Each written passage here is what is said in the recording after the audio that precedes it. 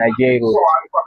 Binafsi nimependa kile ambacho kimechukuliwa hatua dhidi ya Jairut kwa ajili ya kutupunguza kamdomo wasemaji wa uchochoroni kama sisi ambao tupo kwa ajili ya kuzisemea klabu.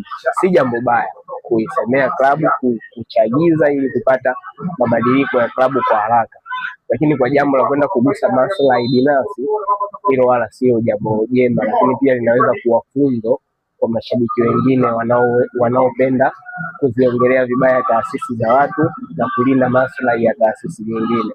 Jairut kama Jairut ni taasisi binafsi ambao ameingia mikataba na Simba Sports Club, wala hauhusiani na Simba Sports Club. Kwa maana hiyo mkataba wake ukiisha, ana pendekezo pia la kuachana na klabu hiyo.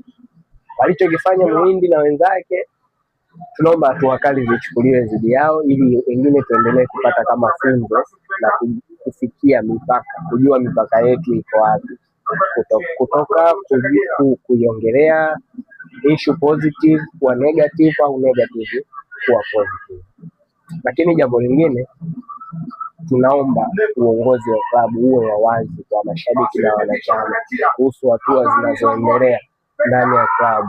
Yaweza kuwa hizo ndizo zinazopelekea hisia kuwa nyingi sana nje ya uongozi, mashabiki kuwa na mihemko mingi nje ya uongozi, hasa wale ambao wana baadhi ya wafuasi wengi kwenye mitandao ya kijamii ikiwemo Muhindi wa Simba. Sio tu kwa Simba peke yake, hata kwa upande wa Young Africans pia unaweza ukaangalia huko mashabiki ambao tuna criticize kwa kiasi kikubwa sana inapotokea swala fulani, tunataka sana uongozi kutokana na mihemko, na hii inasababishwa na viongozi wenyewe.